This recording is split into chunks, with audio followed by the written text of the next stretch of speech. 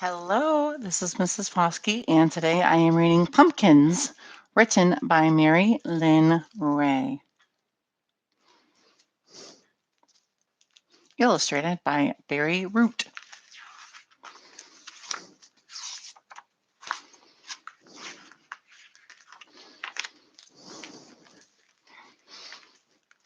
Once upon a time there was a field.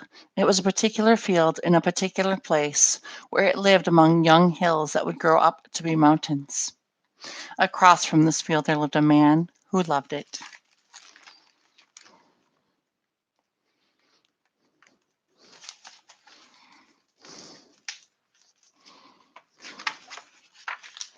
One day a sign appeared in the field that said, "For sale." The man knew what that meant: bulldozers, houses, streets, and streetlights. The man cried.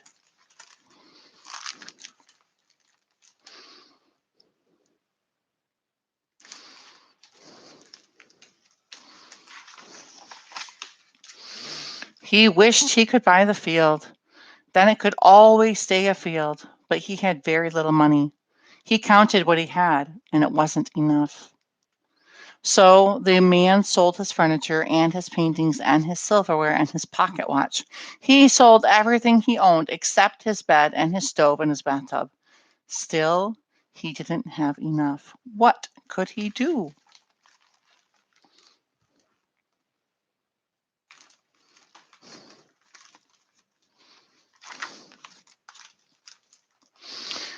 The man talked to the field, and the field said it would help. They considered growing Christmas trees, which the man could sell in the city, but trees grow slowly. There wasn't time. They considered growing cows, but they would need a barn and milk pails, which they didn't have. Then the man thought of pumpkins.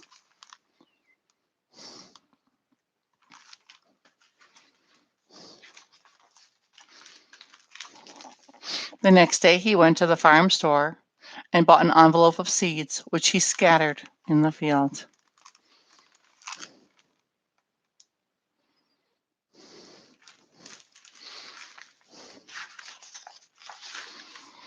The rain came and wet them. The sun came and warmed them, and they grew. Soon the field was covered in pumpkins, and they grew and they grew and they grew. When it was time to harvest, there were 461,212 pumpkins, which the man planned to sell for $1 each. That would be enough.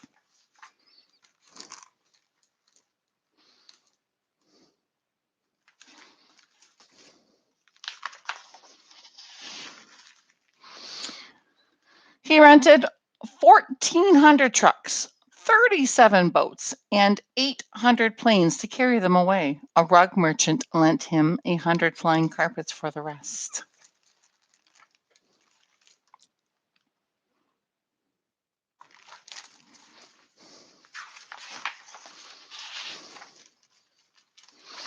The man got an atlas and looked up all the kings of all the countries. Then he telephoned them and told them he was shipping them some pumpkins. Where there were democracies, he called the congresses. Every king and every congress he talked to said the same thing. Why should their people want pumpkins? They didn't know about jack-o'-lanterns. They didn't know about pumpkin pie or pumpkin muffins or pumpkin ice cream. Many of them didn't even know about vanilla ice cream. That's a travesty.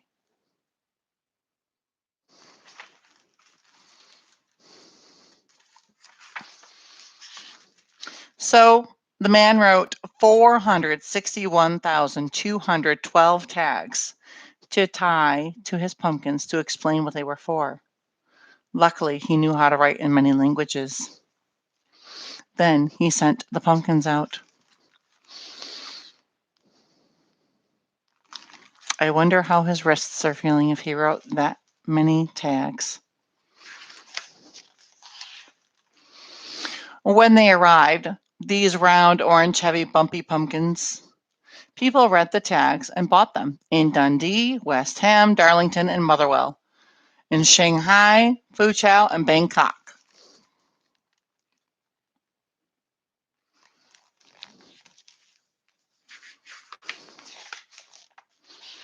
all over the world, in Kiev, Killarney, Khartoum, and Tashkent, in Quito, Quebec, Cairo, and Cadiz. There were jack-o'-lanterns being carved. There were pumpkin pies and muffins.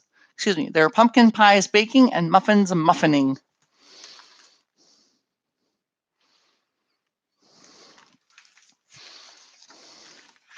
Now the trucks and boats and airplanes and carpets, emptied of pumpkins, returned to the man carrying dollars. He had enough money to buy the field, and he had some extra, which he used to buy new furniture to replace what he had sold.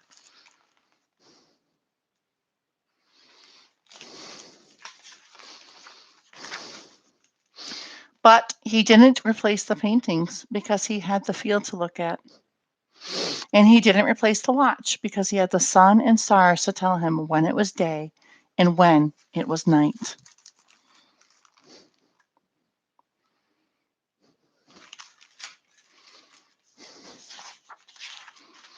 The man might have planted more pumpkins. He had kept one back for seeds. Pumpkins would make him rich. But he had everything he needed. So he decided to give the seeds away.